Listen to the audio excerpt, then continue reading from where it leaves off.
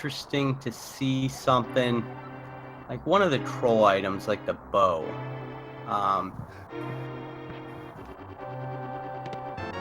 Well, with that single arrow, that might be a slight bit of foreshadowing. As we do get a map check, green pendant at Desert Palace. I missed the other two, unfortunately.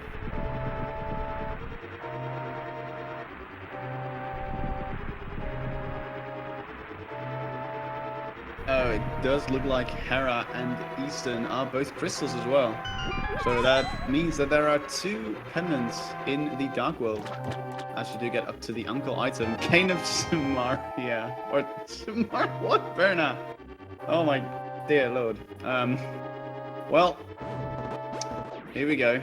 The hardest weapon in the game.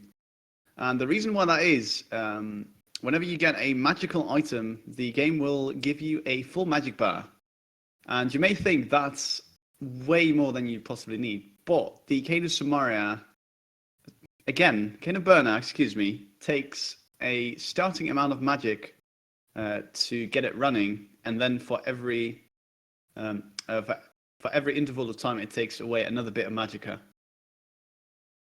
Yep, sure does. Now, Ben's stream is not frozen. We're just syncing up the times of the runners. They did start at exactly the same time, though. Yeah, it's due to the inherent delay of Twitch streaming as well. We're going to have to do some manual adjustment to get them both up to speed, to get the most hype moments and to get that sync on. As both the runners will be entering the Hyrule Castle dungeon.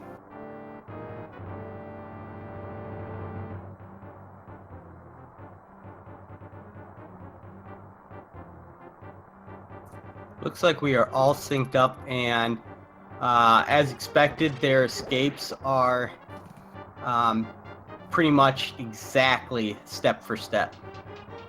Yeah, these runners are pretty much neck and neck when it comes to their ability to play A Link to the Past. Both of these runners having over a year of experience within the randomizer, so definitely will be seeing some fancy strategies. Yep, and while you're absolutely right, the Cane of Burna is can definitely be difficult to get through escape. Both these runners have practiced it plenty of time. I will be very surprised if either runner runs out of magic. Yeah, at a level like this, that is going to be pretty unlikely. And thankfully, though, the randomizer or the vanilla game has Moon Pearl.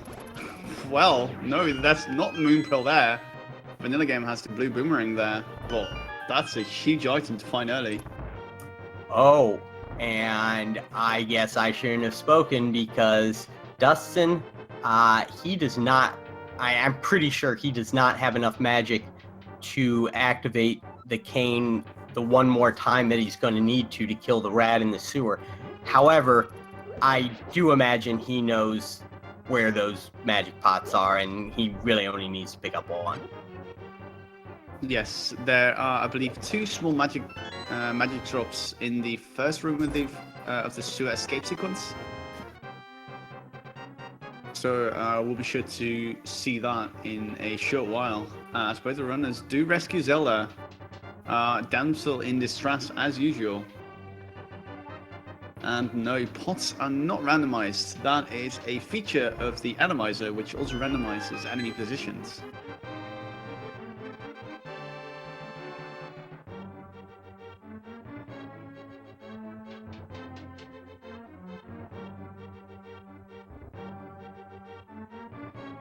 Yeah, one of the things that both of these runners have done is they both have NMG experience in the vanilla game, which can become very handy because you learn where all of the pots are for, you know, bombs or arrows or whatever you may need.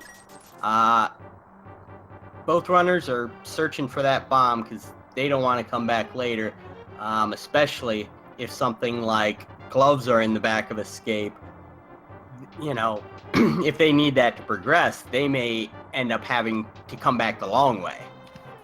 Yeah, that is true. While you do need the gloves to drop down into the back of the sewer system, you can just walk back into the front door of Hyrule Castle and follow the same route you did earlier.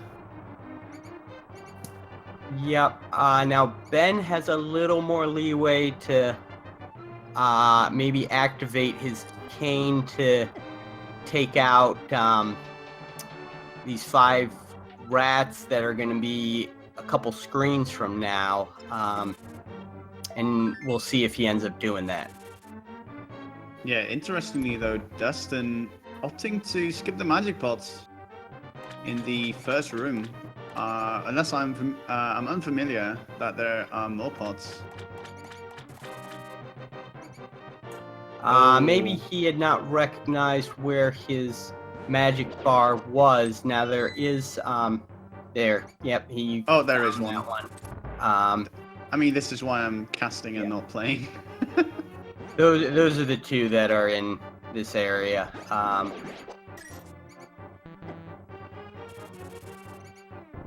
Oh, Ben, unfortunately, running out of magic.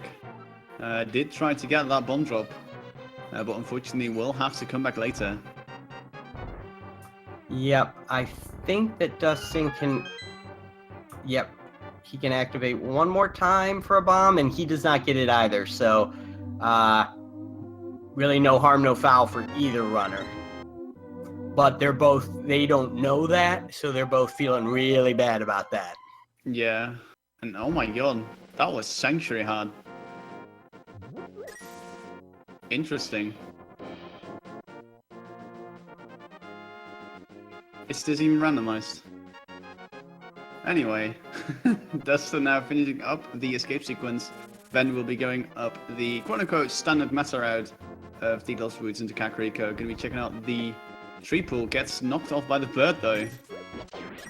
Remember, those are some very welcome rupees this early on in the game. Now with that Moon Pearl, that does give us access to use a minor glitch in way of the water wall glitch.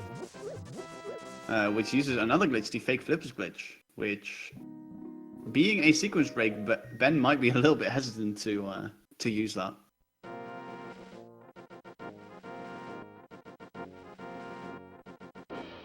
Now, Ben did kill one enemy after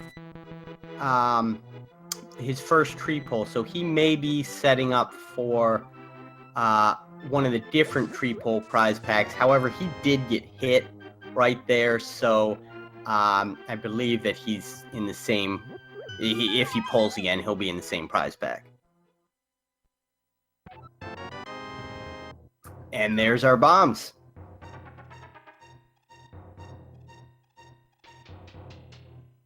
Yeah, it would have been helpful to have those about 2 minutes earlier, but unfortunately the weight of the rando doesn't work out, as Ben does get bundle of arrows from the tree.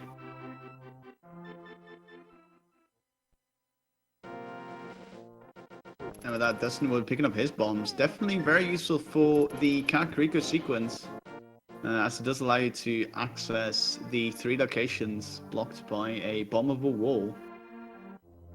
Yep. Now, if they didn't get those, there is a bomb vendor for, for 50 rupees. They can get 10 bombs, but they got to walk all the way down to it and walk all the way up. And, it can take as much of a minute. Oh, and we got a flute and a sword. And a sword. And bombos. Can this... Silver arrows! What? Oh my god, we are set for the game. Wow. And clubs! Oh my god, loaded blinds hurt. Wow. That is amazing. I've never seen 5 unique Y items in blinds hurt. What a steal that is. Absolutely. And that's a great place to get flute, because they, can activate it immediately. They're not going to have to save and quit if they decide to go to the dam next. They can just flute right there, save some time. Wow. And yes, I realize gloves can't be used with Y. It's A, but just details. Oh, Chad, ever the stickler. We love you. Wow, a nice discount. Or a plus count, if you will. Okay, Yep. I'll take my leave. And they are going to have Zora money.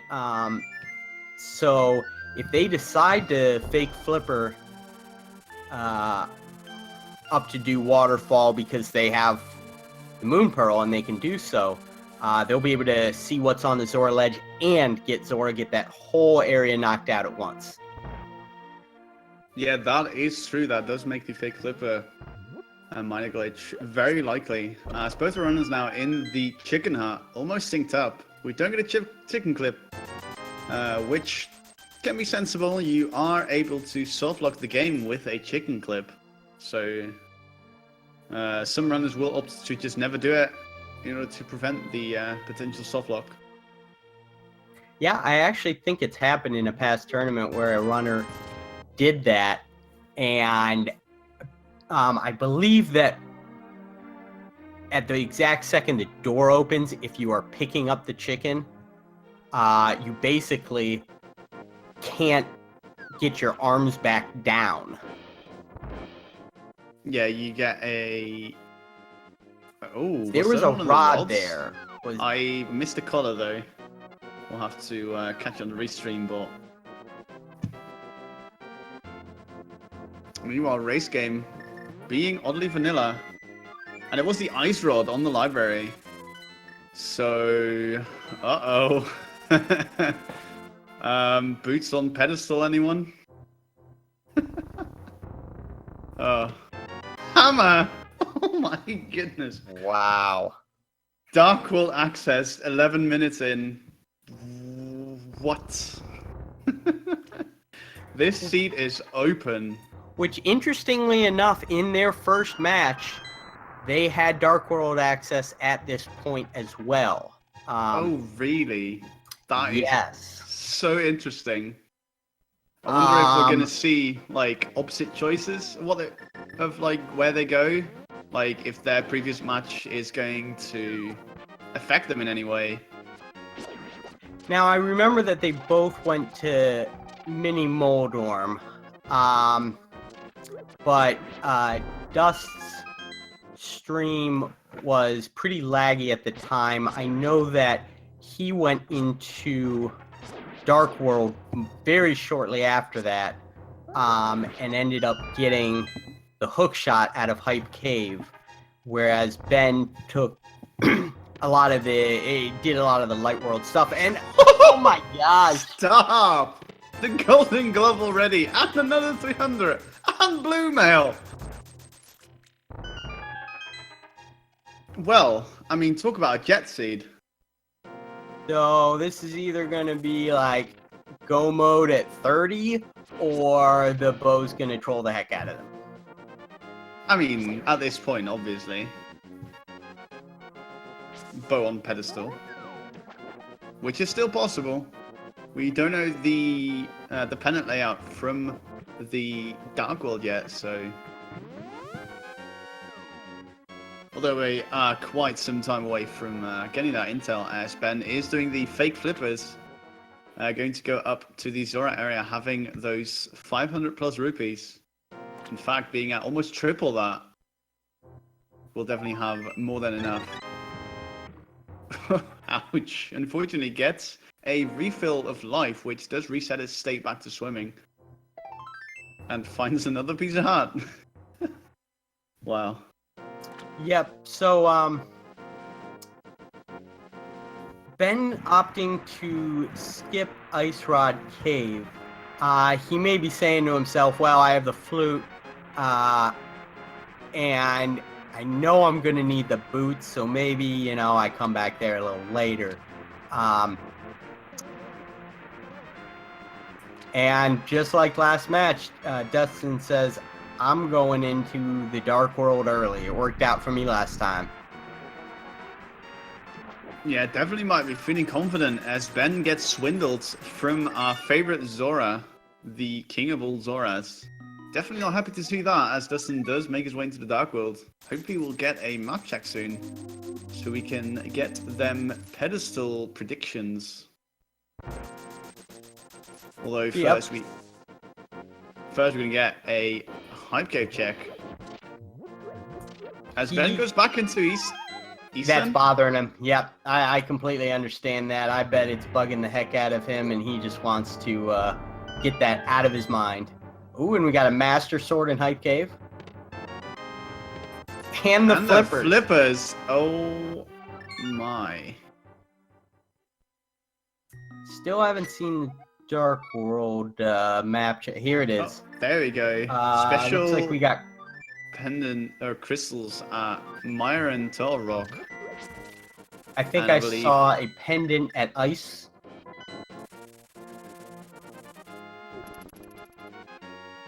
Yeah, pendant Ice, pendant Palace of Darkness.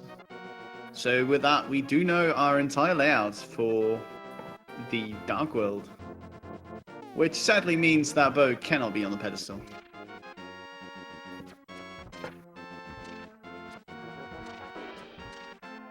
Yeah, cool. We still have hope in a couple cases. We could possibly boots, depending on how Desert Palace is laid out. Obviously, a medallion is a possibility.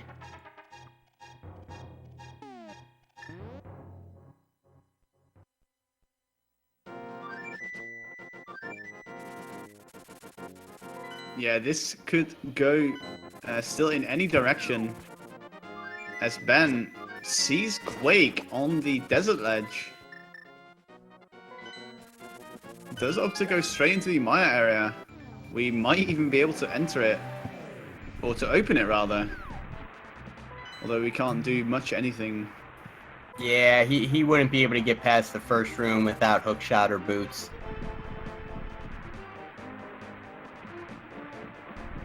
Ooh, we do have already access to Maya as soon as you get either a hookshot or boots.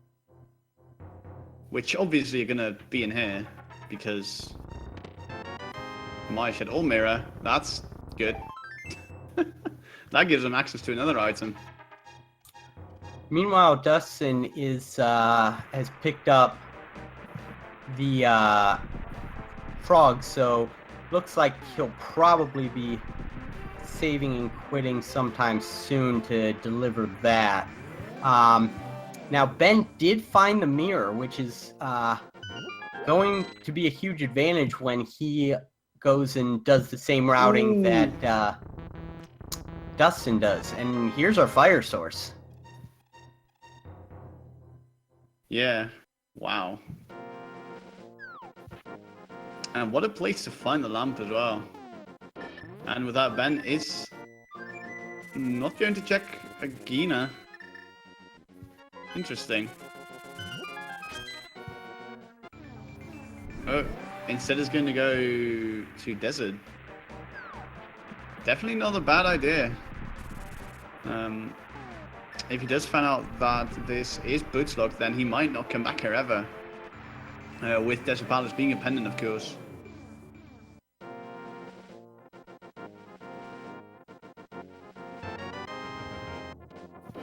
Oh, yeah, he has no bombs. I knew that. I was testing chat. I was successful. Haha, you were fooled. No, I'm kind of surprised that if he decided he was going to make this desert play, that he didn't go and pick up some bombs real quick first.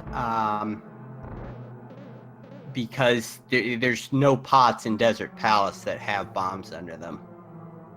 Yes, that is correct. There is no convenient, pretty much anywhere location that bombs are located within the immediate vicinity. Although Ban does have the ability to full clear this dungeon, as the map was on the torch, so boots are not required for desert. As we do find a fighter shield.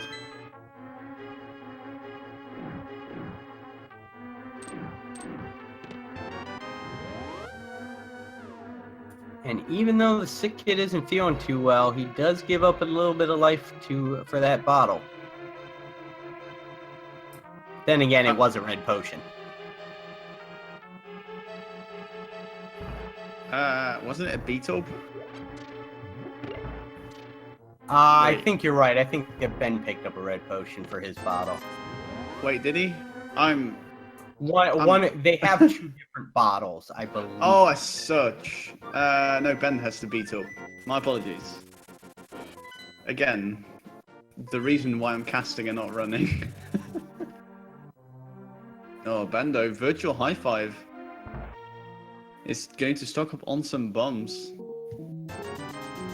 So it looks like Dustin is going to go maybe towards the Skullwoods area.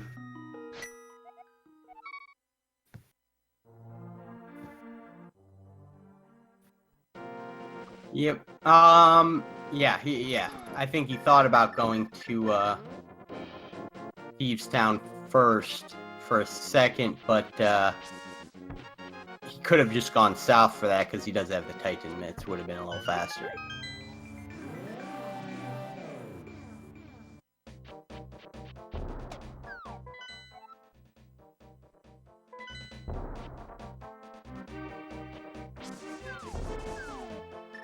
That is item 1 of 2 out of Skullwoods, as Ben will be picking up his Flippers and Master Sword. Dustin, meanwhile, continuing on, finds the second item already. Skullwoods is valueless.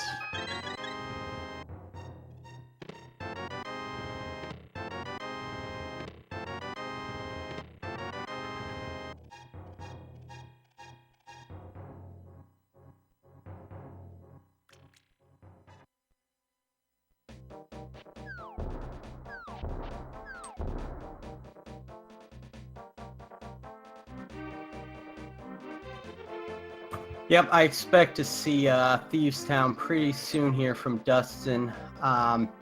He has everything, including the hammer, that he would need. And we'll see what his next move is after that.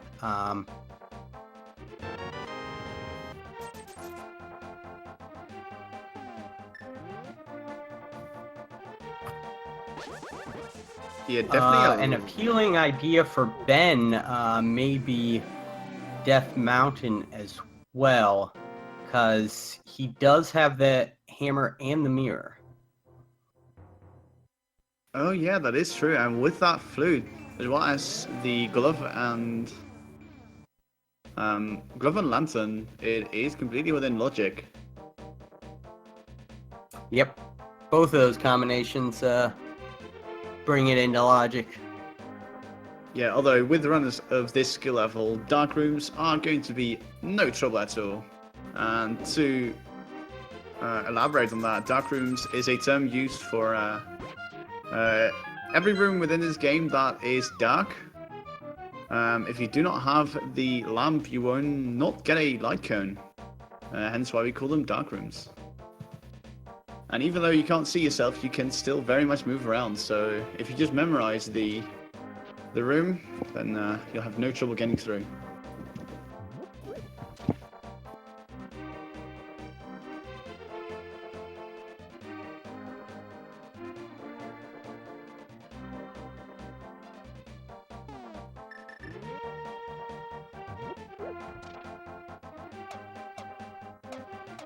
So with the mirror, here's the advantage that Ben's going to have, is he's just going to be able to mirror deliver the frog and also get the peg cave right here.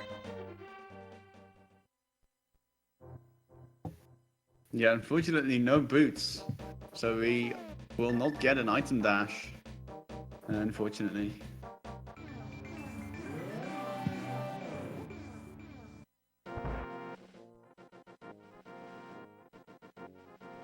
Meanwhile, Dustin is making his way through Thieves Town. Definitely has to be careful, although he has blue mail. Having only, what's that, 2, 4, 7 hearts? I mean, there's a reason we call this the Hellway. Yep, even with blue mail, a lot of the enemies in here hit for a full heart with blue mail. Some of them hit for a full heart no matter what. Yes, most notably the fire bars and the spike traps. They have fixed damage amount regardless of whatever mail upgrade you have. Meanwhile, Ben delivering his lunchbox gets his 10 bombs as a present.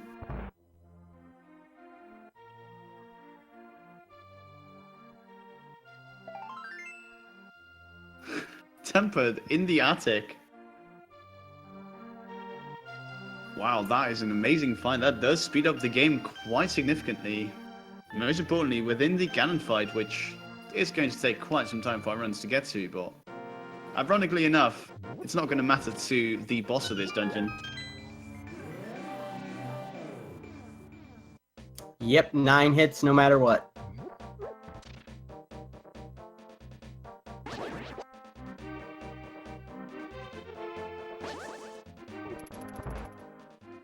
Ben, though, cleaning up after Dustin, going to check the Village of the Outcasts. Meanwhile, Dustin entering the prison area, going to rescue the second damsel in distress, Blind.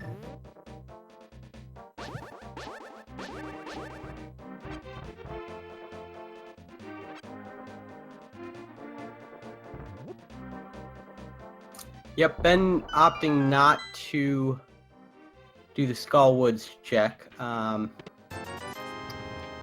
Maybe he's waiting for the fire rod, just do it all at once.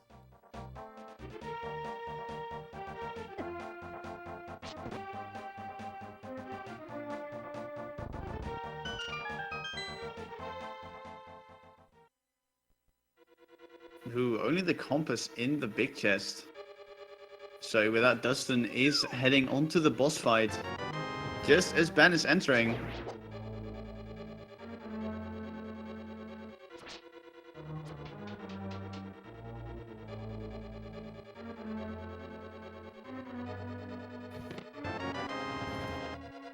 And yes, as you touched upon earlier, the way that this boss works is there are 3 phases in total. Each phase takes 3 hits to continue on to the next one. And those 3 hits are regardless of damage output. So whether you have the fighter sword, the golden sword, or the hammer, even the Ganon burner will do 1 damage. And with that pretty much scripted, as you can see, that does take swift care of Blind. I should get a vanilla heart container. Yep, perfect fight from Dustin.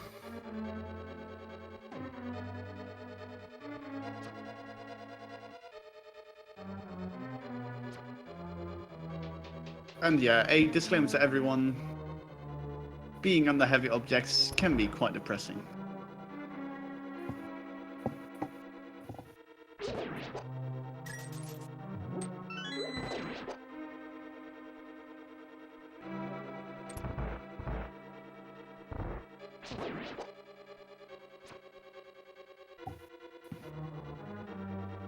Oh, Dustin, meanwhile, going for the Ice Rod Cave.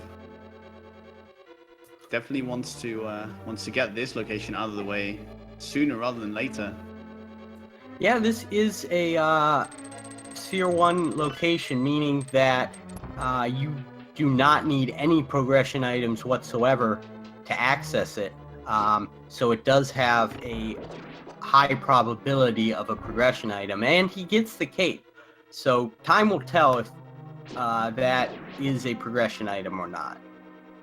I believe it is not, for the bumper cape holds 20 rupees. Oh, did we see Bumper Cave? I must have missed that.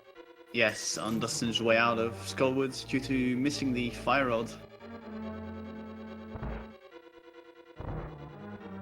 Although with that, Dustin will put those flippers to use, going to check the flipper sequence, starting with the camper under the bridge.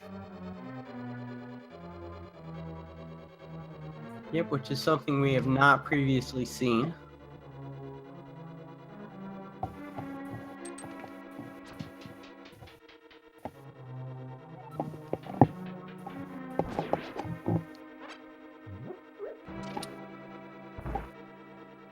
And we get the Cane of Somaria. Oh, Ooh, wow. That is a huge item for the late game, especially. Very much so due to Misery Maya until Rod being required. Yeah, and so but one yeah, of the Ben. problems for Ben with that is it's not a huge progression item. It doesn't open up many things, so it's not. It will take Ben a very long time to get locked behind that. Hopefully, he does his hobo check sooner rather than later.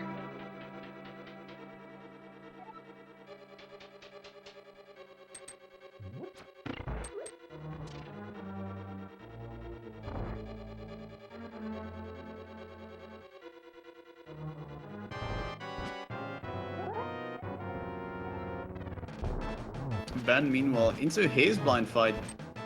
I am expecting nothing short of perfect from our runner Ben here. So far, so good.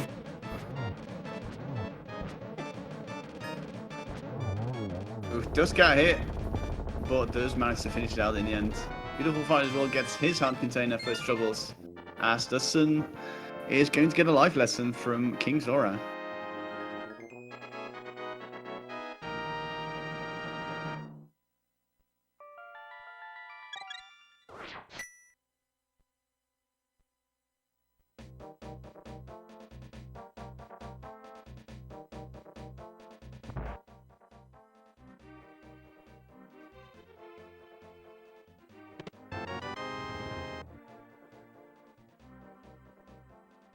Oh, interesting. Dustsen deciding to pick up that hard container.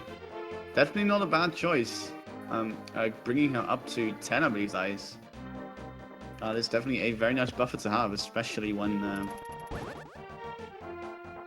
you're going into the Dark World. Although for now we are going to go into the back of Escape. Dustsen, thankfully remembering this location, although we know that there is nothing of importance. Yep. Ben's gonna do his Skullwoods check and not find much of anything. But he will most likely go along the northern route from there. And he is gonna check the back of Skullwoods here, but end up being disappointed. Yeah, whenever Dustsen set foot in here, we already saw both the items. One was an arrow bundle, and the other was garbage. Yep. However, when Ben does leave here, he is going to have the advantage of checking the entire northern route, with the exception of King's Tomb, because he doesn't have boots.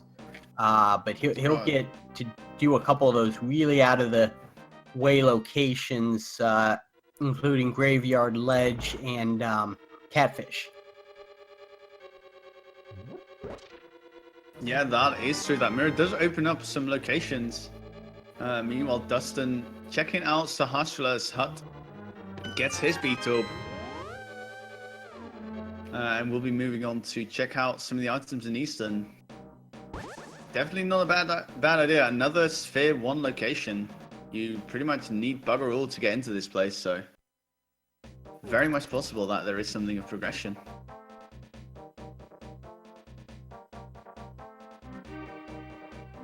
Ben, meanwhile, in the Dark World, going to check the bump cape, confirming that it is only a 20 rupee. We'll be moving on, as you mentioned, to the Graveyard Ledge. Mirror in hand as well.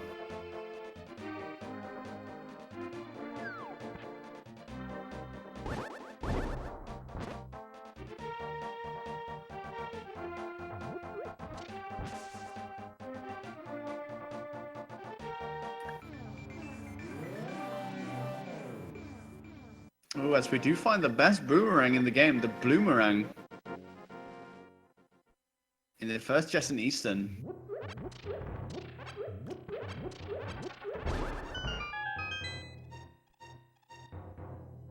Ooh, awfully vanilla. in that graveyard ledge cave.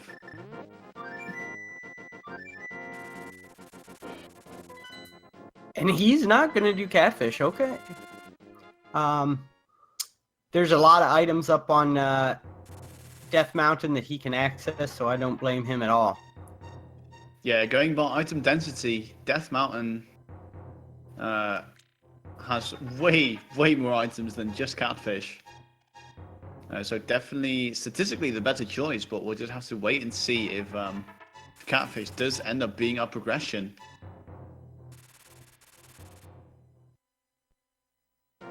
Meanwhile, Dustin, fortunately missing the enemy despawn, does take swift care of the enemies though, as only some rupees be gained from the old man.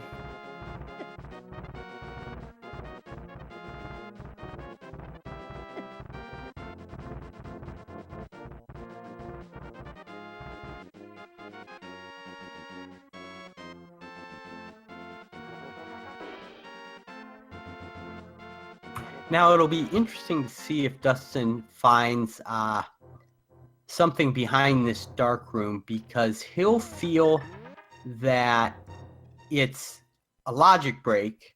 Now we know where the lamp is and that it's accessible right now, but if he believes it's a logic break, it may send him off in some other directions.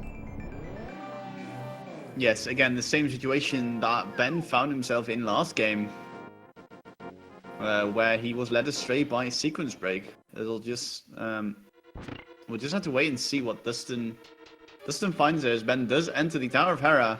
2 unique items to be found. As we find the bug net, I was going to be excited. I mean, I am excited. Swagging him is a thing now.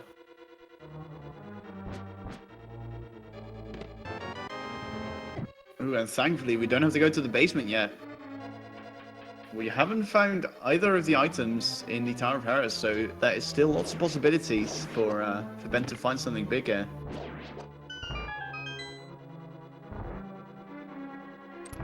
Ooh, Dustin buying potions. Might this point towards an Ice Palace play? Which would be a bit outrageous at this point, with Ice being a pendant. I mean, no, it's totally reasonable. I think No, he just thought never better of mind. it. You know, and that can get tricky without the hook shot, because it definitely is clearable for him, but depending on the key location in that dungeon, anything on the right side could be a sequence break. Because while bomb jumps are very common in Ice Palace, they are not within the logic. Yes, I believe if the first chance does not contain a small key, hookshot is guaranteed required, or it's the Cane of Samaria. Either way, I'm not entirely sure on the details. But speaking of details, Ben going to ask a fast few questions to our friend Moldorm, and it doesn't seem like he wanted to comply.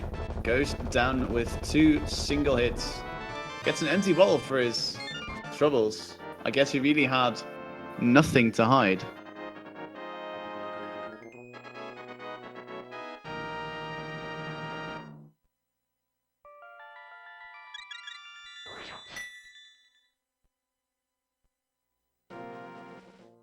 Think Dome. Yep, this is this second of their races, and Dustin did win the first one, so this is make or break for Ben. We're about to find out what's in Gina, and if Ben is going to regret it, which he is not. Just a big 20.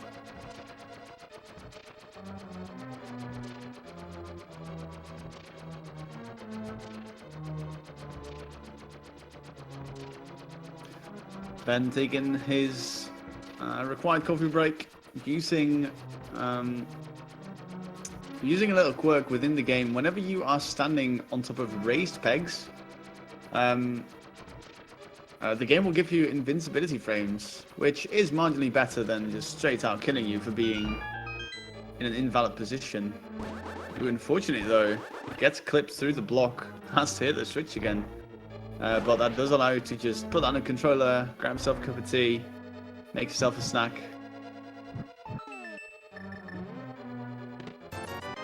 Oof, Now, it's not the answer. Oh, yeah, it looks like Dustin's going to do maybe a desert check as well. But he can go in. Oh, no, he can't. I'm sorry. He can't go into Mire. He doesn't have the hook shot or the boots. We talked about that earlier. Yes, still eluding us. Of course, hookshot really only being required for entering into Mire or Swamp Palace. Now, Swamp Palace is a crystal, so we are going to have to find that at some point. Excuse me. So we do get to see Resident Sleeper Cave, otherwise known as Sparrow Cave without the boots.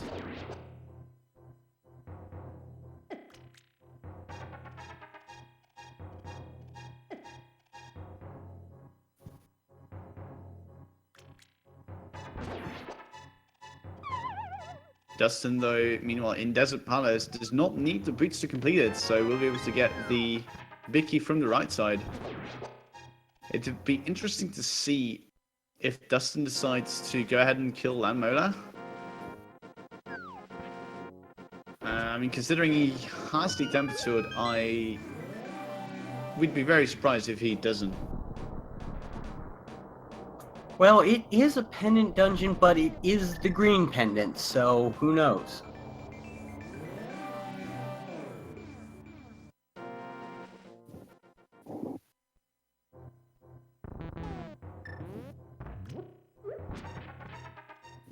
Ben, meanwhile, in the Hype Cave of Death Mountain, otherwise known as Paradox Cave.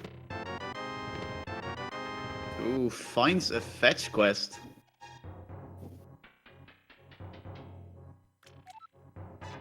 That powder does unlock one more item back in Kakariko, so we'll just see if this is hype. As to get... Oh my dear, that was beautiful. He did the exact same thing in the last match. That's just gross that he can do that regularly. Wow. To be able to do that consistently, and Moldorms are one of the more random enemies. Wow, that is amazing. Totally planned. Speaking of planning, both of our runners planning a vacation to Death Mountain, as they are both up here. They're gonna... okay, I don't know where I was going with that. Well, they'll be, I tried. Getting the same items. The main difference right now is that Dustin has that red cane. He may opt to go into Turtle Rock early. However, he knows where that ice rod is. He knows he's not going to be able to finish it, but it wouldn't be the first time that Boots showed up in Turtle Rock. That is true. Although, we do get to see that it is Ether. So, as of yet, we have no access to Turtle Rock. Now, meanwhile, Ben going to check off his Ice Rod location. Or Ice Rod Cave location, rather. Dustin is making his way through the Tower of Hera as well.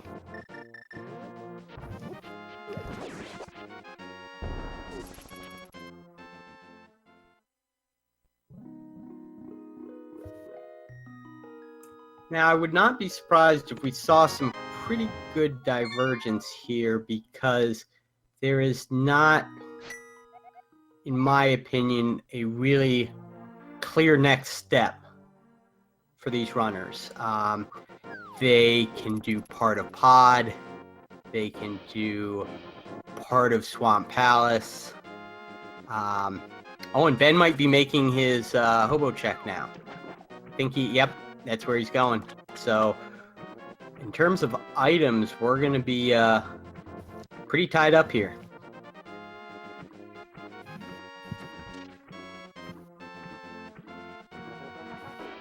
Yeah, not really having any items to finish any of the dungeons. We might be required to take a peek into pendant dungeons.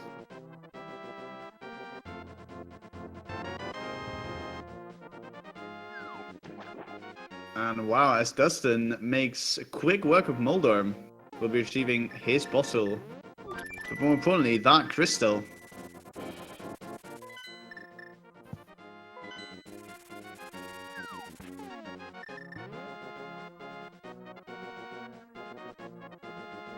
And Ben's gonna go find his big 20.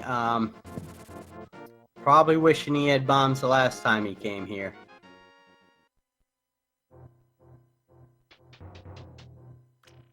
Yeah, I mean, how could you forget? I even lectured chat on the fact that you need bombs for this area.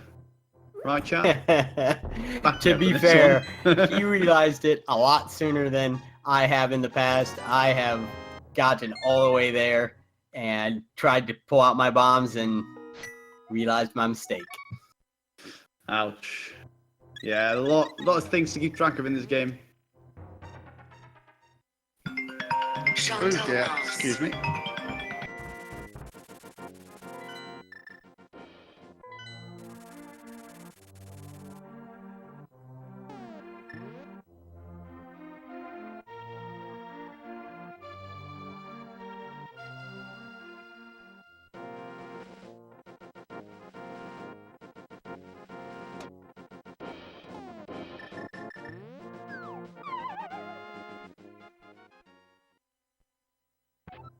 Ben really likes to check these somewhat out of the way locations, so we may be seeing catfish or pyramid here shortly. We're gonna find out soon because it looks like he's gonna flute somewhere. We'll find out where in a second.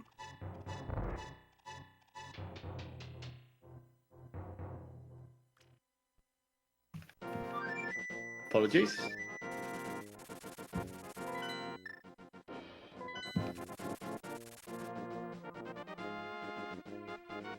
Oh wow. We're gonna see ice play here. Oh, exciting. We do have access to Ice Palace. And as well having the Cadence from Mario that does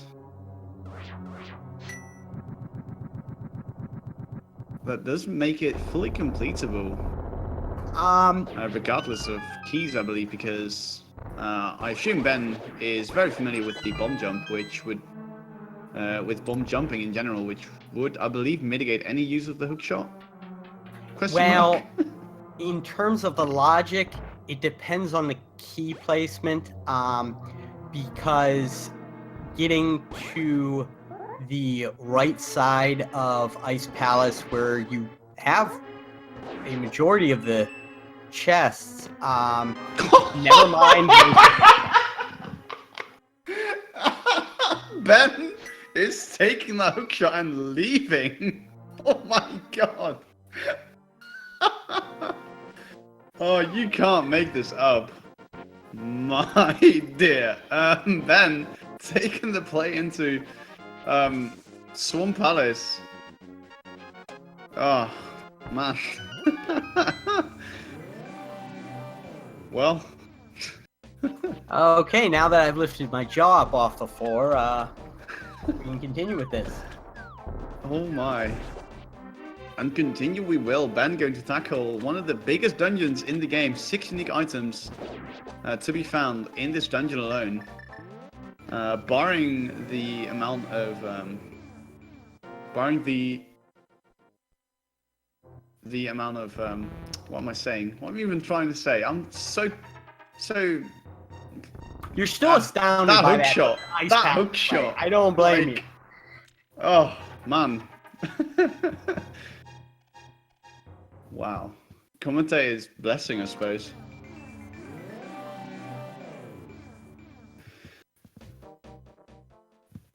Oh.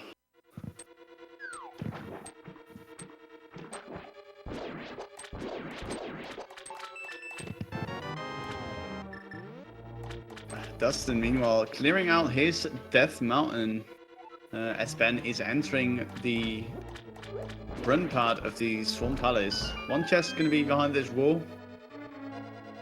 And after that, we have 6 more to find. 6 more items, that is. But we are not looking for the map. I assume Ben knows where the boss is. Spoiler alert, Argus.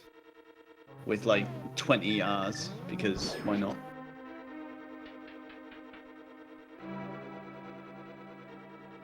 Now, it's entirely possible that Dust makes this same play, because really at this point, he has the choice between Pod and Ice Palace. Doesn't have a whole lot of other options for item density anymore. I don't think he's done Graveyard Ledge, and there's Catfish and Pyramid, but really not a ton of items. Don't think he's checked Cave 45 either. I don't think so.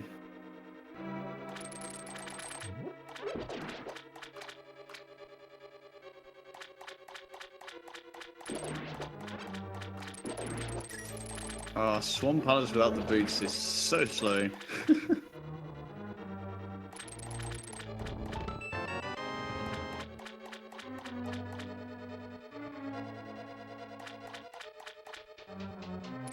Oh, interesting. Ben opting to completely forgo the left side for now. Going to immediately go to Argus. I mean, at this point, not a bad choice. It does cost a lot of time. Although he might have to come back. Well, he did find the map. So there is going to be one item on that side. But yes, we'll see how this plays out for Ben. Yeah, we have a lot more chests to go, and Ben might decide that it's not worth. Well, okay. At this point, two items being on the left side, that would be quite the gamble to leave those behind. But then again, we'll just have to see. Maybe we get to see the left side from Dustin first. Actually, find the red mail. With 13 hearts and a couple pots and powder, not what Ben was looking to see.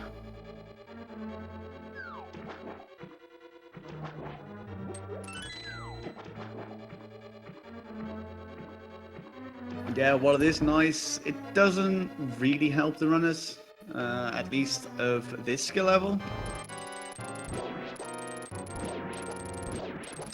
But then again, red mail can be very useful if you find yourself in a little bit too close quarters. As Ben gets rid of all the little Argus puffs, popcorn things. He's onto the main squid body. 2 spins and Argus goes down. Yeah, and unfortunately it looks like Dustin is going to make a early swamp play without the hook shot. He's going to be able to check the left side. It's going to take him a little bit longer, and he's not going to find the hook shot, so he will be double dipping swamp here. Yeah, speaking of a double dip, Ben going back in for those 2 items. Definitely not a bad choice. But we'll just have to see what will be hiding in there.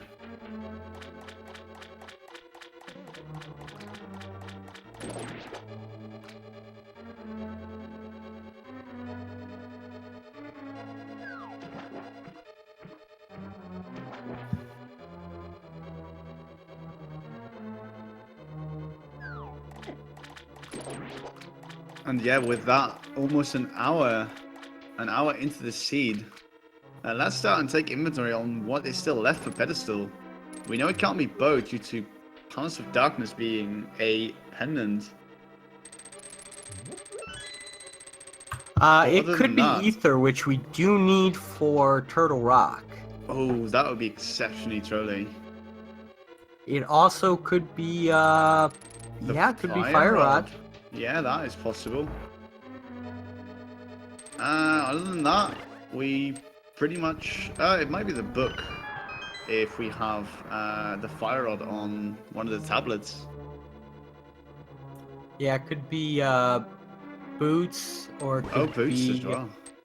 a fetch quest for one of those items. Yes, we still haven't found either the mushroom or the shovel. Yeah, chat points out it could also be the... Yeah, but book would be like a fetch quest. Sort of. Ish. Yeah, and I did mention book as well for the tablets. Get the nice paradox going.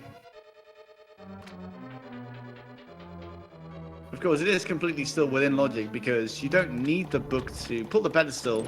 You just need the book to read the pedestal's description.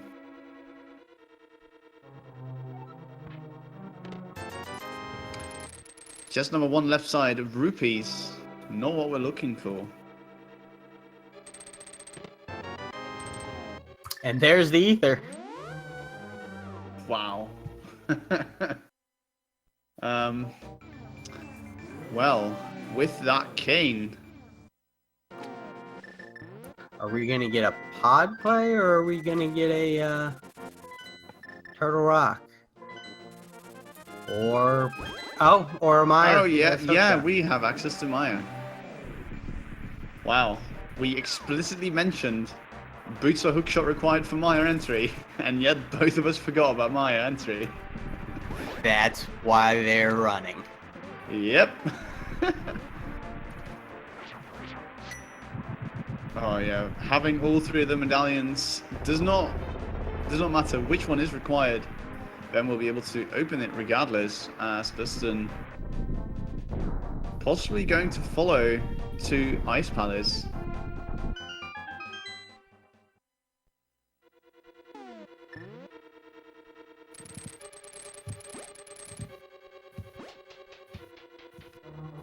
Wow, that bird is not leaving dustsen alone.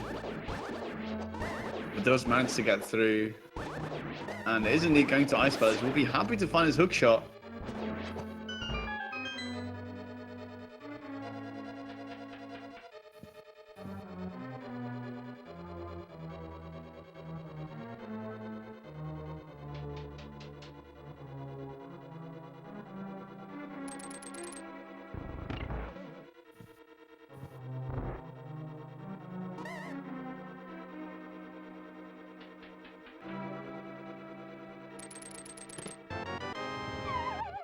Oh, and we get the God Maya.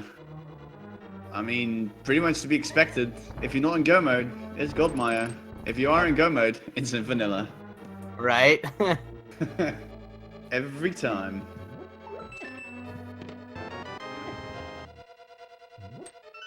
dustsen going to find a hookshot though. We'll be very glad to find that. And it does look like he's opting to continue. Despite Ice Palace being a pendant, possibly hoping to find maybe like the boots or the bow in there.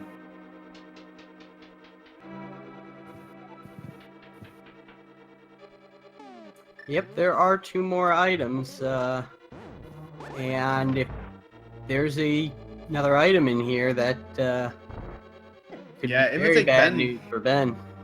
Yeah, it might take Ben some time to even start to consider dipping back into a pendant Ice Palace.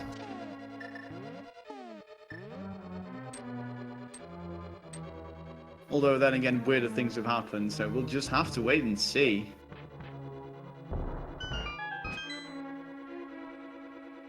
So dustsen is making his way through Ice Palace.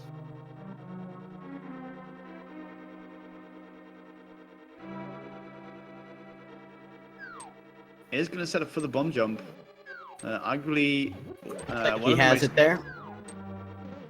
Yeah, one of the most difficult bomb jumps in the game, the Ice Palace bomb jump. It does require 2 pixel perfect placements of Link as well as a bomb to get across. But thankfully, runners of this caliber can pretty much do it blindfolded.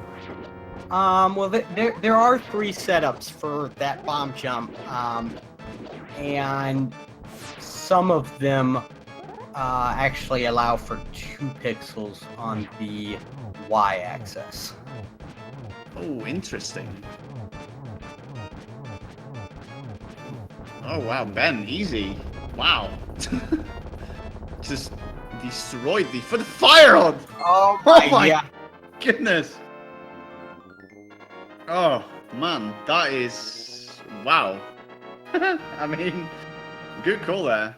Getting the fire roll that does give him access to at least 2 more chests in Turtle Rock. I just want to see a Turtle Rock dip. And then like getting the bow. Because bow has to be on Laser Bridge. I'm calling it right now. Bow on Laser Bridge. You heard it, folks. He said bow on Laser Bridge.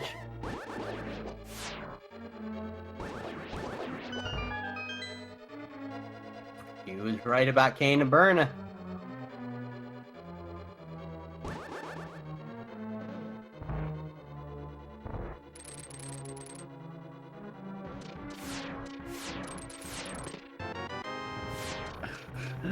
Obi-Wan Bonobi. Oh. Looks like we have half magic here in ice. Ooh.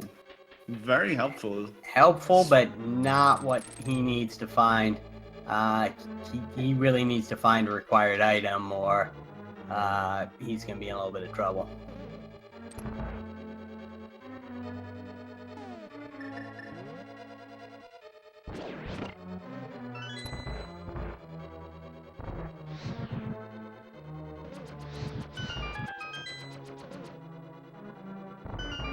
Big chest coming up. Meanwhile, Ben finding the map in the vanilla compass room. I think compass is there. I don't remember. I don't play vanilla.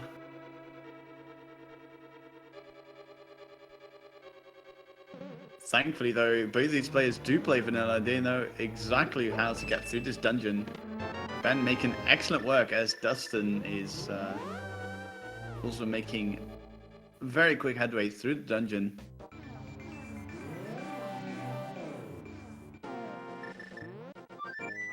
He is going to go deep into Ice Palace for that last item. This may put him ahead quite significantly, but it might also be just a giant time sink. Ice Tea Room coming up, one of the more out-of-the-way locations. Still 1 item left. Oh my god. To answer chat, no, Desert Palace is not boot locked, which means that Pedestal Hope is still alive in the form of the boots.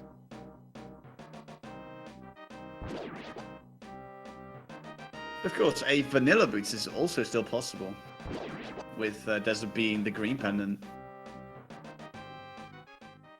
Very true. You don't see that very often.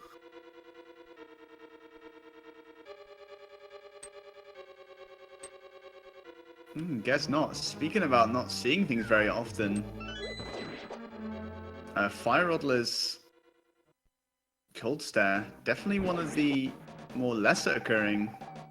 Going to have to use bombos to clear out the first wave, or the first phase rather, of the little ice cube. Yeah, you don't see it very often, but it's actually not a huge time sink. Bombos takes about 7 seconds. And you know, if you're timed well with the fire rod, it takes about 3 seconds to take off his shield.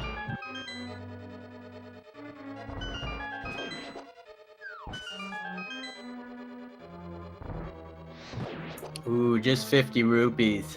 Not what Dustin wants to see.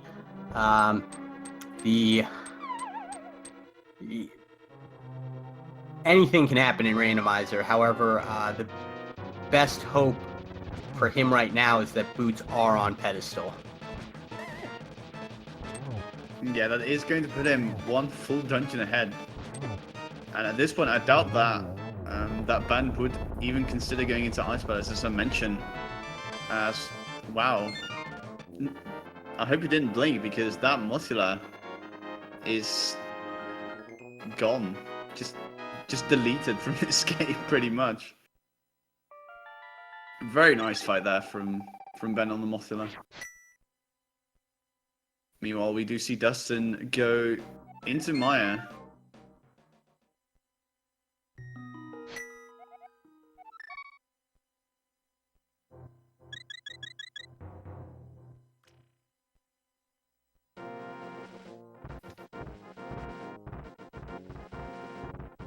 Oh, it might be happening.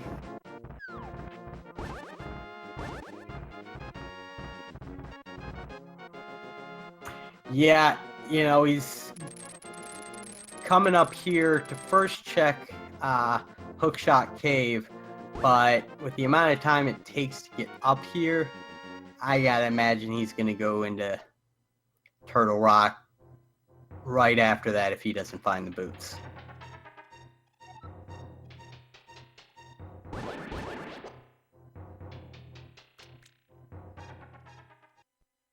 Yeah, with Turtle Rock and having the mirror, that does leave six items, including Mimic Cave, on the table. So definitely a very dense location. And Ben is going to go ahead and open up the portal on top of this rock formation.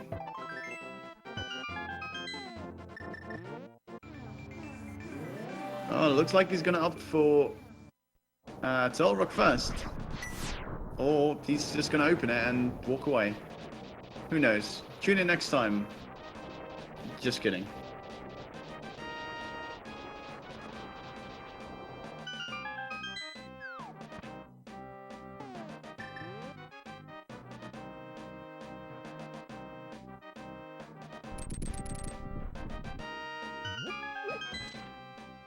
I mean, you know, of course I'm wrong.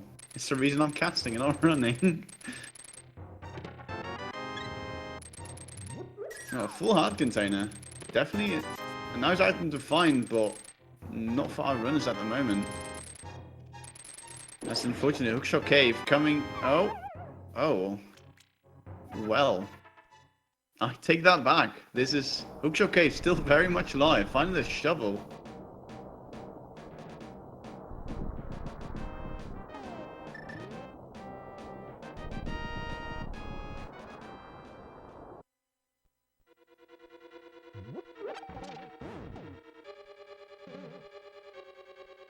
Now, what Ben might do here is go through Turtle Rock here, get to the laser bridge.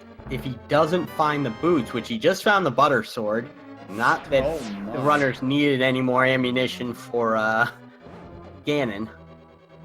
Yeah, actually, fun fact, the butter sword is Ben's least favorite item to find because he feels like he doesn't need it. But yeah, he could go to Laser Bridge. If he doesn't find the boots, he can go through the safety door, mirror, and then go check the shovel. And if he finds boots there, get his ice rod, flute back without going into the Dark World, and be able to hop down onto the ledge where his portal is, and not have to go all the way through Turtle Rock again. Oh, that is interesting indeed. You don't see that very often. Runners using the Darkwood portal from the safety door. But then again, extraordinary racers use extraordinary strategies.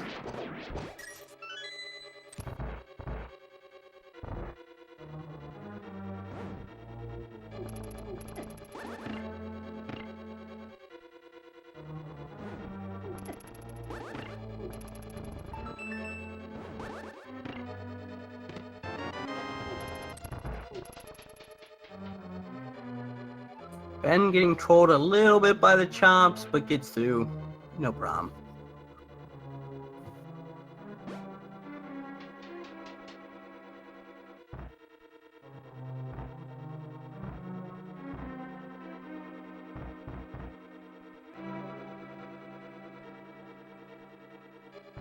Dustsen now with equipped with the hook shot. Gonna go back into Swamp Palace to finish off the dungeon.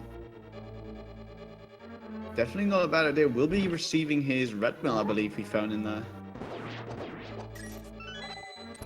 Oh my god, that bunny sprite. That's amazing.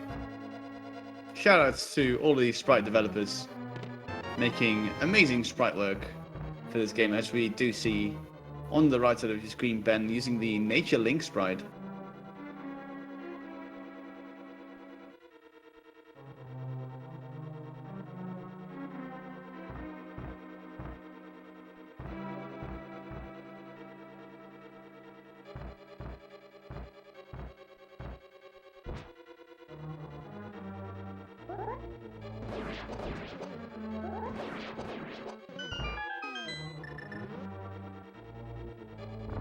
Ben coming up on Mimic Cave, one of the more hype locations of Turtle Rock. Technically not part of Turtle Rock, but you do need access to Turtle Rock in order to reach it, without glitches that is.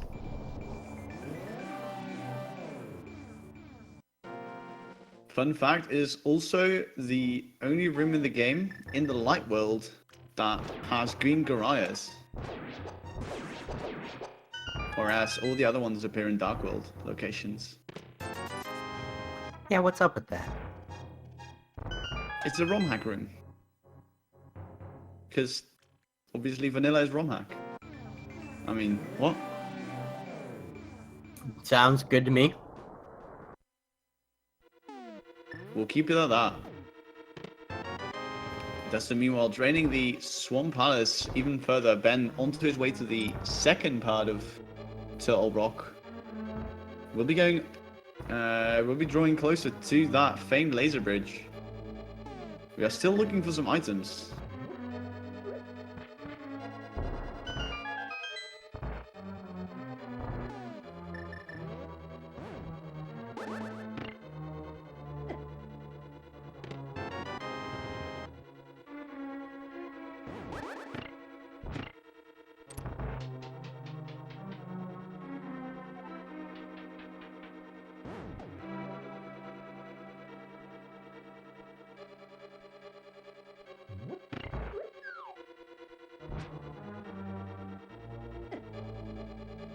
Dustsen meanwhile coming up on the Argus fight, being at full health.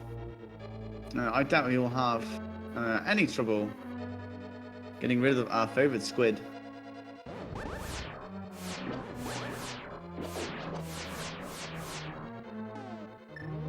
As Ben does make his way to the laser bridge. Kana burner in hand. Hard container. The boots! There they are! Oh, wow. Hello, boots. Gotta go fast. Now, he can do the same thing that I was talking about before. Boat! And the bow! Boot! What? What? What? What? What? Oh, it's like he mirrored. How? Okay. I mean... Yeah, he mirrored out, and I'm surprised he didn't go out the door to the laser bridge. He could have still done Eastern Palace, got in the ice rod, and not had to trudge through Turtle Rock ever again. But What? all but in hand for Ben at this point. It's pretty much his race to lose. And again, my one prediction of an item location.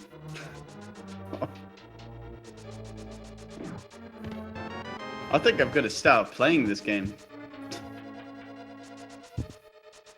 Although, with my skill level, that might not be a great idea. Yeah, I think I'm going to let these people play instead of me.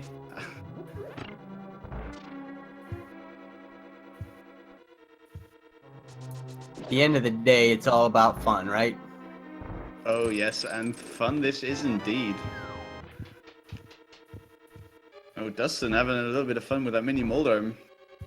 A little bit of roughhousing there, as Ben is making his way through Eastern Palace. Yep, and he's already found the big key, so he's not going to be checking any other items.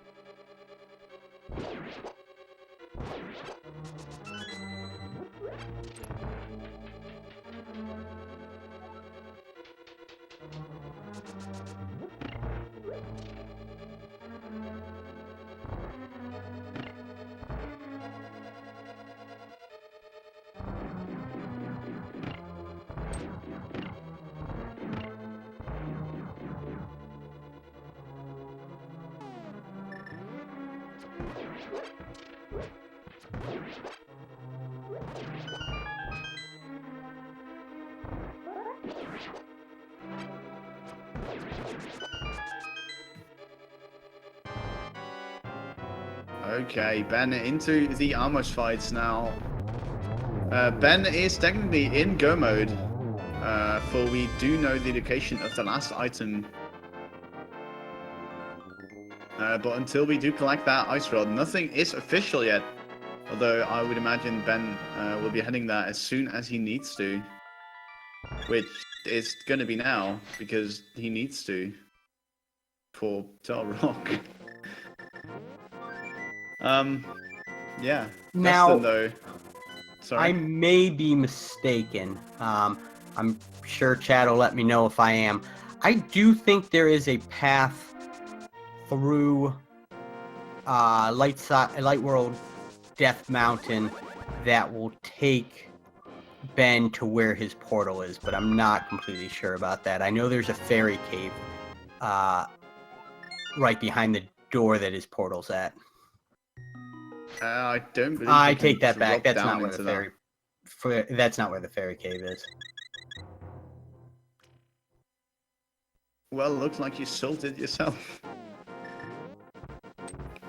Oh, but without Ben making his final ascent of the mountain, going back to Turtle Rock to finish what he started.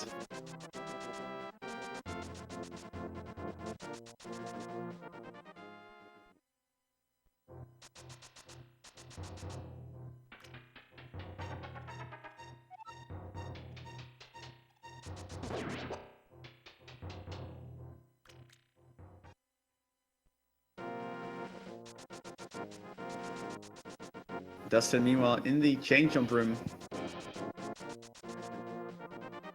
gets through with a bit of an easier time than Ben did.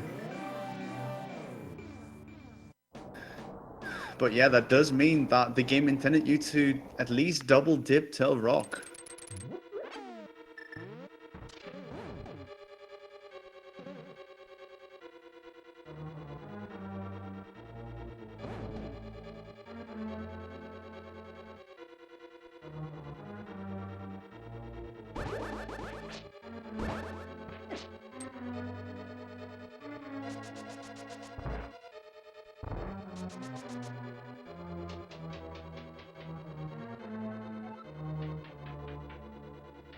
Ben now hot on Dustsen's heels, both are runners in the exact same dungeon.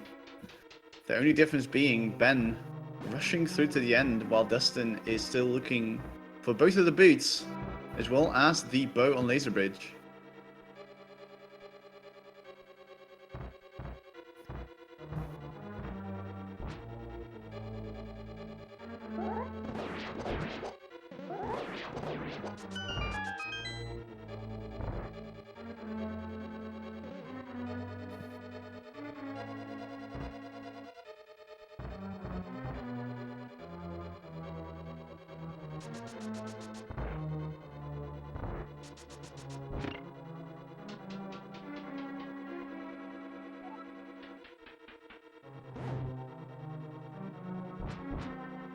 Dustin, meanwhile, coming up on Mimic Cave. Not going to find much of value.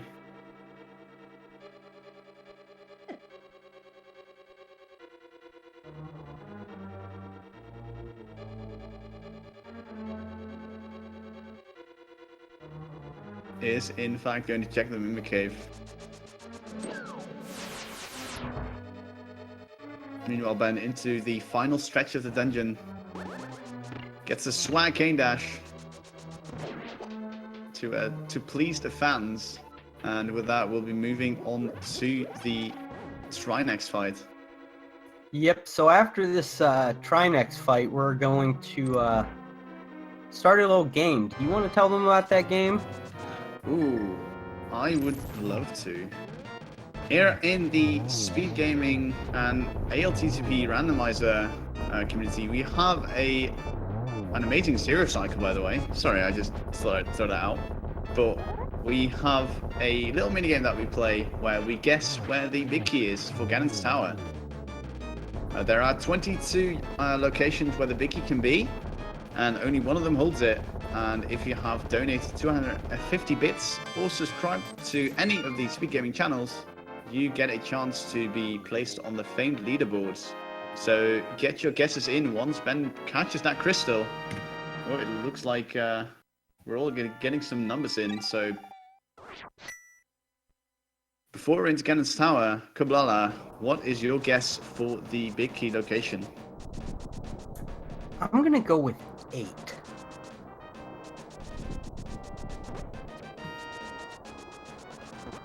Number 8. Akin to the randomizer, I like to generate a number because I'm not original enough to come up with my own. And today 6 has been rolled out, so we'll just have to see who is going to be right.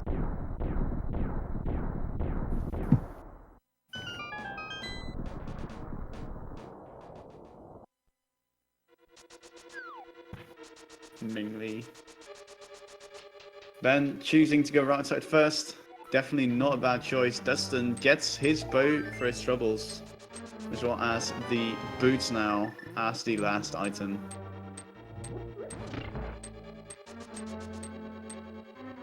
Ben does get a smoky early, so will opt to go right side first. Definitely not a bad choice. I have seen this behavior increasingly amongst our runners. Now, Dustin did retain a portal at the location we were talking about earlier. I believe that's where he retained it. I didn't see him exit, actually, to be honest. We'll find out in a second. I'm not sure if he mirrored or not. Yeah, I'm too busy keeping track for the big key. We're now at, what's that? 1, 2, 3, 4, 5, 6 for the big key count. Yep, that's 6. Next one's 7. Only a red rupee so far, so Bob will live.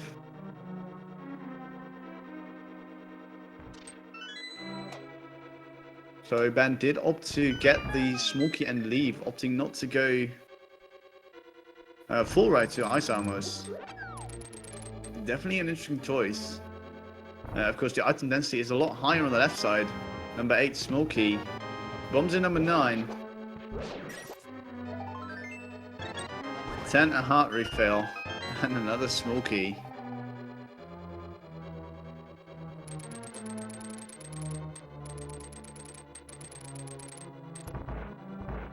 Vanilla map just coming up, number 12.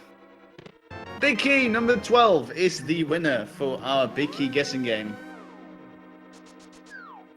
No, it's never 11. Sorry.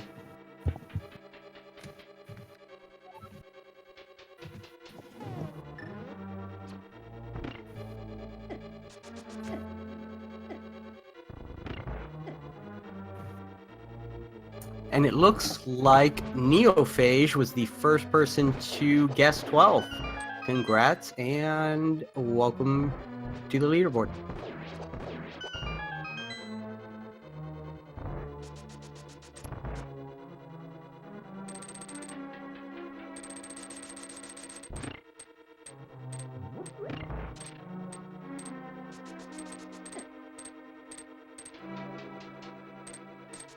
Yeah, and with that welcome message, we welcome Ben to the Ganon's Tower Gauntlet, a string of rooms designed to test you as a warrior of Hyrule, throwing the full array of monsters, as well as conveyor belts, ice tiles, and Beamo statues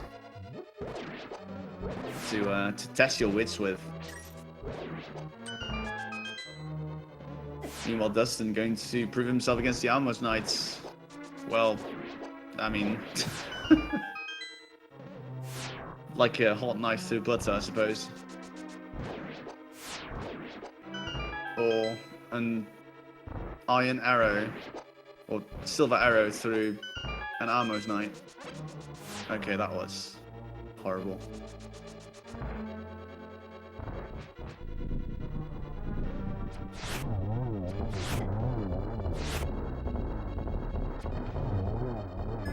Ooh, nice recovery from Ben. Missing the initial zero cycle. Still gets it though.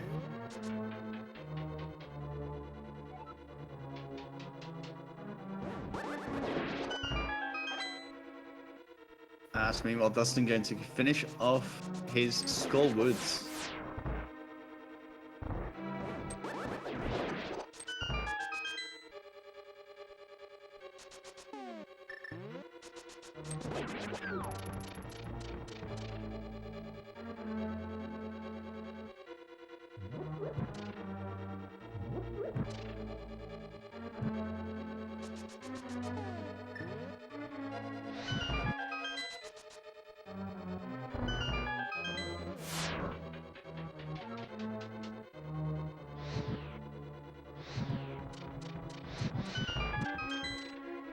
Ben onto the second level of the tower, dropping a lot of bombs. Don't blame him. You don't need them anymore, except for this one bomb. Be sure to leave at least one of them. As Ben is going to forgo every single chest, there is literally nothing that could possibly help him with his endeavors. Maybe half magic, but at this point I doubt that our runners need it. Skipping the final chest in the game as well. No time to waste onto the second Aghanim fight. Or, well, the first of this game, but the second chronologically.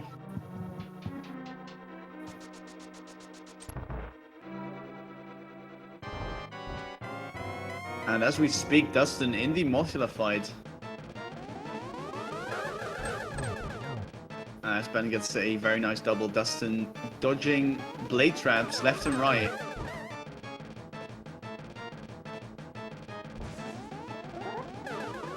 Wow, with that red mill, being able to just tank the hits, but does take care of the moth in the end. Ben gets hit, unfortunately, is unable to reflect the energy balls. But with that, does finish off Aghanim. And Ben will be the first one into the Ganon fight. Yep, and with his with everything that he has, butter sword, silver arrows, red mail, this is not gonna be a long fight. Yeah, pretty much a walk in Mirror Park, if you will. Easy as pie. 3.14.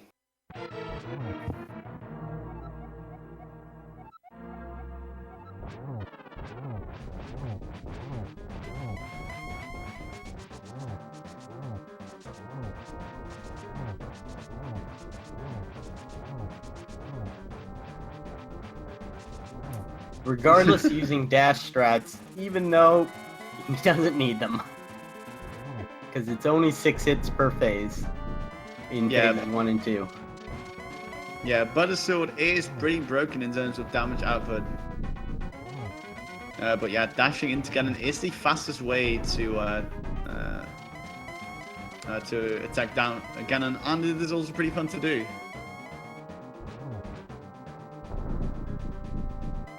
Wow, Ben already onto the last phase there, using his silver arrows. Going to try and get the torch glitch, a particular Who unfortunately doesn't get it. But the idea is relighting the torch on the left before the right one goes out. Gets a He triple! does get the triple. My dear! And with that, Ben is the first to defeat the big pig himself.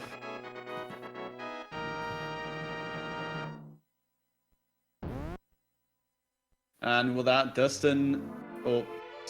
Ben finishes with an official time of 1 hour, 30 minutes, and 1 second. Just barely over 1:30.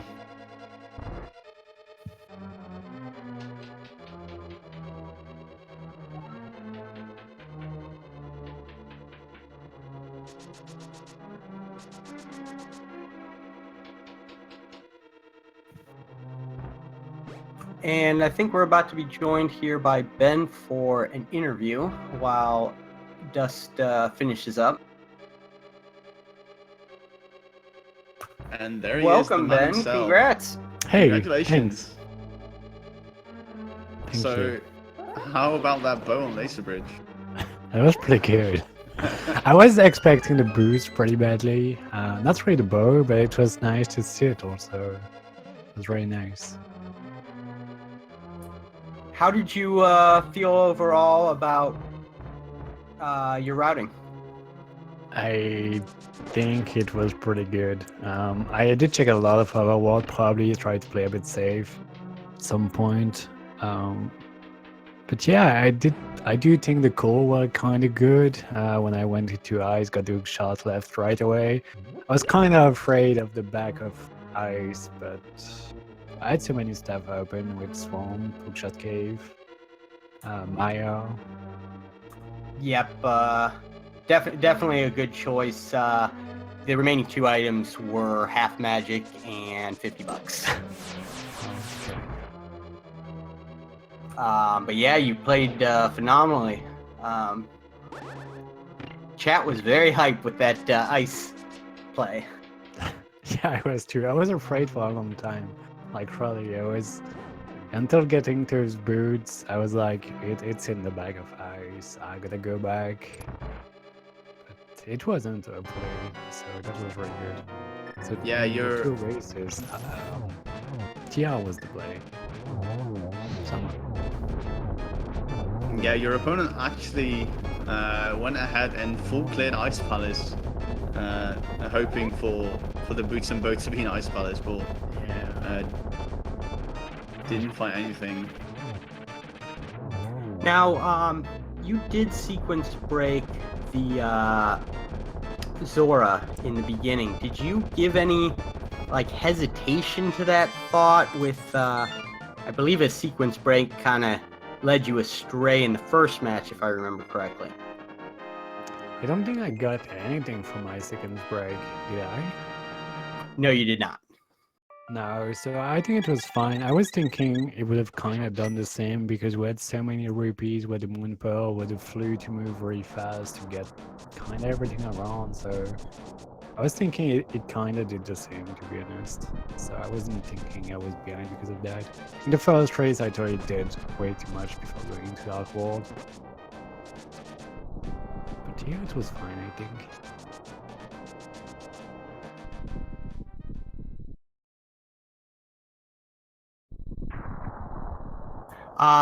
Did you have any thoughts you wanted to share on the first match? Not really. I don't really think I've played wrong somehow. I felt like the seed was going very well, then just I was missing one item. I was missing the desert access, and I was like, I have so many possible check, and I don't want to go all the way to TR when I've checked everything around already. So I just done everything else, but it was TR unfortunately. So I don't feel bad about my choices. Yeah, you definitely should not. Sometimes it's just how the randomizer plays out, but Yeah, it's random. execution was phenomenal in both races, and routing was very good as well. So GG's. Thank you.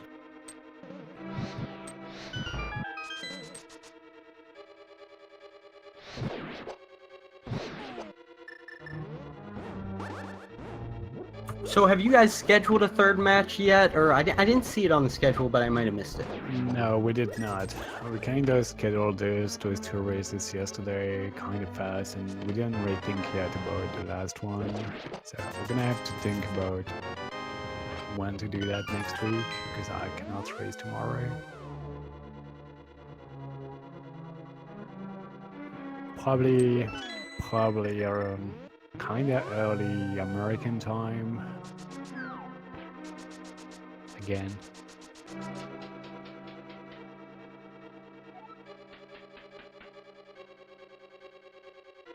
Yeah, ladies and gentlemen, definitely keep an eye out for the third race of this series.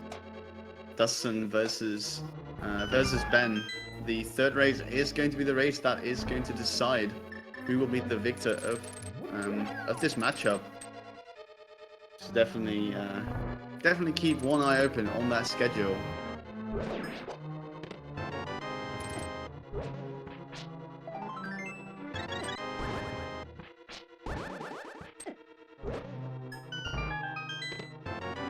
And Dustin will be finding his big key here shortly. He did take the same route as Ben did, but going to be going into the vanilla map room here and getting his big key.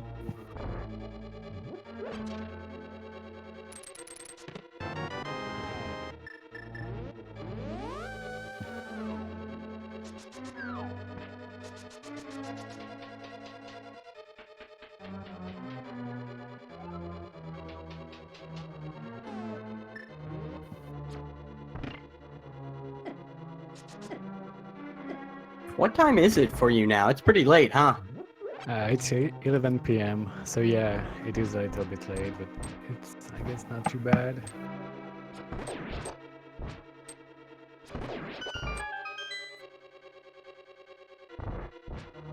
Are there any matchups that you are especially looking forward to watching this week? I didn't actually see all the matchup. I know there's some really good ones. I know Gardo and Kosla will be a really good one. I think it's happening tomorrow. Maybe one race today even. But yeah, that should be a really good one. There's so many good matches, to be honest.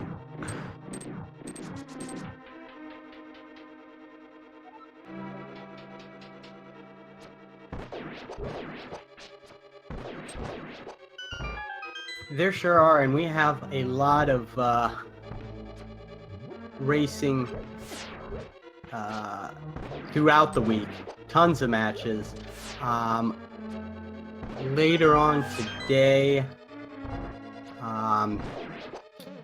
we're going. It looks like we have. Oh, this will be a great match at 6:30 Eastern on Speed Gaming 5. It looks like it'll be Dude with versus Prior 57. That'll be a great match.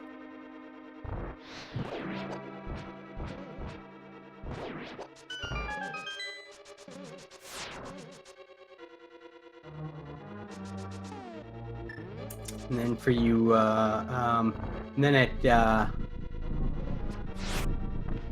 oh, that is the last match scheduled for today. But tons of matches tomorrow.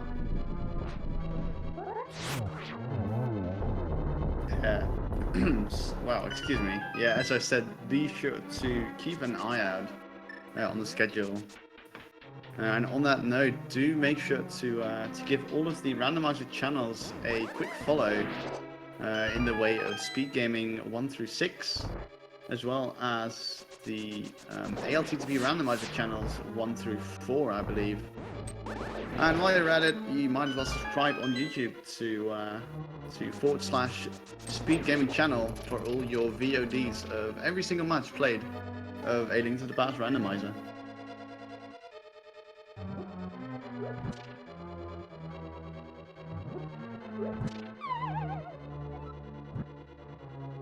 Yep, it looks like the M. Kostler Gerdo match that you were mentioning is going to be at 1:30 Eastern tomorrow.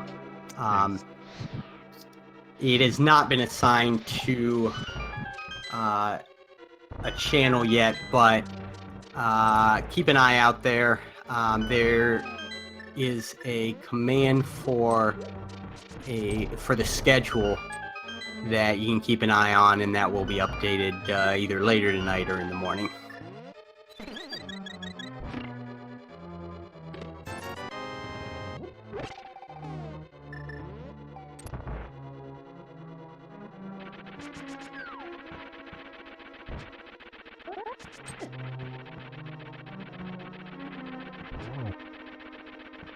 Yeah, I believe it is speedgaming.org/ALTTPR for the Randomizer Spring Tournament schedule specifically. You could also visit speedgaming.org for all the other amazing events going on, all the other speed racing events. If you fancy something other than Randomizer for a change.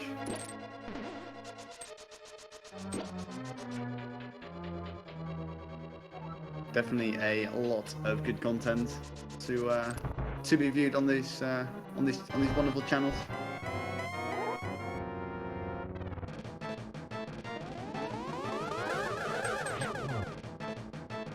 Meanwhile, dustsen into the second Ganon fight as well.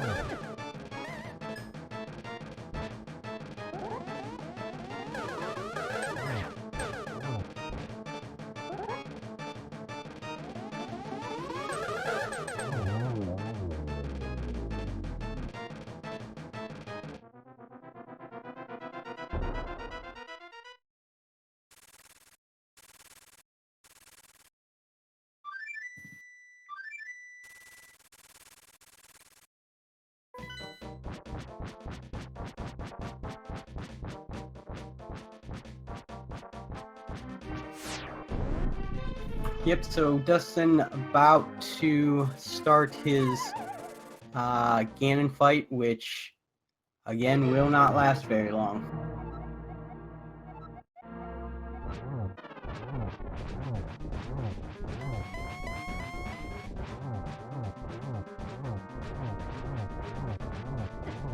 I think we just schedule a race with dustsen for Monday noon Eastern.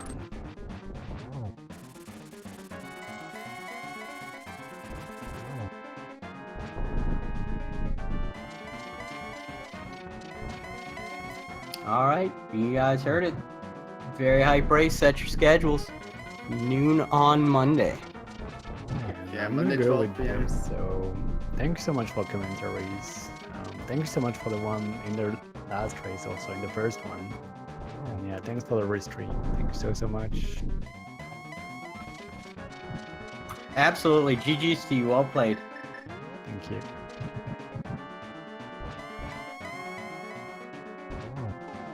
Yeah, and with that, dustsen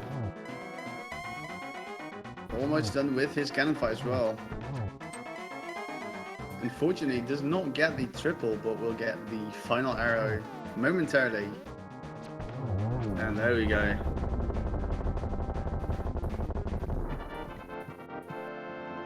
Yep, and he is going to finish with an official Speed Racing TV time of 1 hour, 43 minutes, and 32 seconds.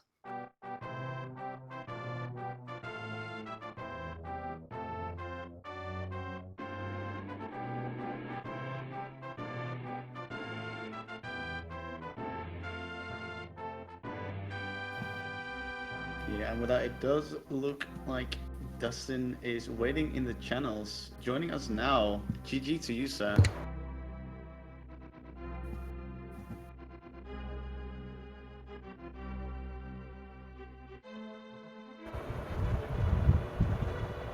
Just 1 second.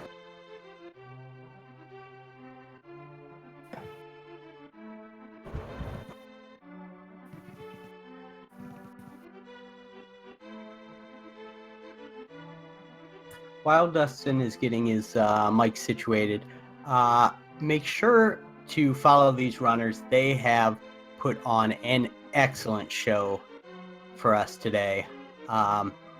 Make sure to show them some love. Follow, as well as our restreamer Cyclone and our tracker Maxi Mini. Thanks to them.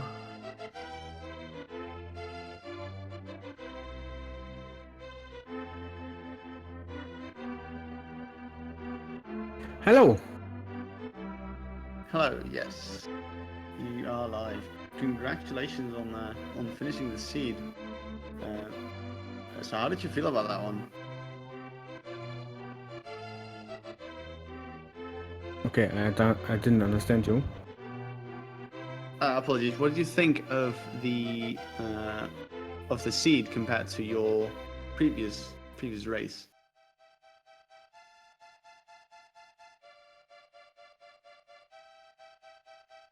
In terms of the item placement and where the seed wanted you to go, especially with that, with those boots and the boat on Laser Bridge. Yeah, that was kind of interesting, but it was also my last 2 spots. And same goes for Ben, as I heard.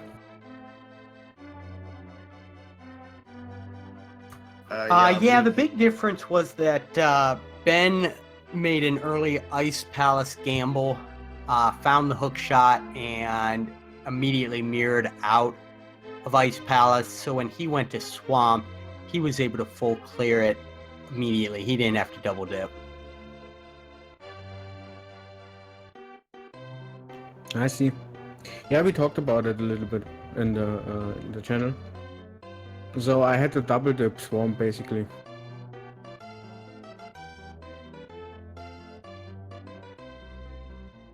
Yeah, that's definitely a dungeon that if you double dip, you're gonna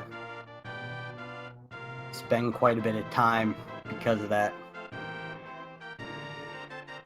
Yeah, along the way to the dungeon is really time consuming. So and he said he didn't check catfish, so I guess there's also time he made up of me. Yeah, definitely a lot of little things that just kept adding up to these small little time saves. Yeah, you did find the Cane of Samaria before him, so for a while you did have the lead, but he did end up checking it before going on any wild goose chases.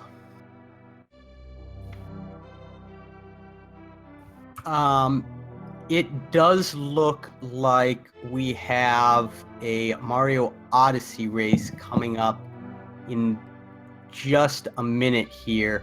Do you have any final thoughts, Dustin?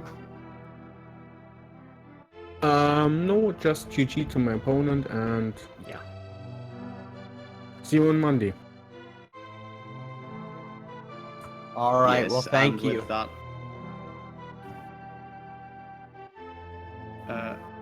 and sorry, and without that, he's going to do it for us for this double header, Dustsen versus ajneb174. Be sure to give both of these runners a follow on Twitch, for they are the ones putting on an amazing show for you. Dustin running away with the first victory, ajneb taking the second, resulting in a third race being scheduled on noon. So be sure to put that into your agendas and look out for that race in the near future. Other than that, stay on this channel for some Super Mario Odyssey. That's a recent game, and be sure to check the randomizer schedule if you have not had your fill yet of A Link to the Past. But other than that, that'll do it for us today. Huge shout outs to the restreamer tracker as well as Koblala, my co-commentator, for casting this amazing game with me. It was my pleasure.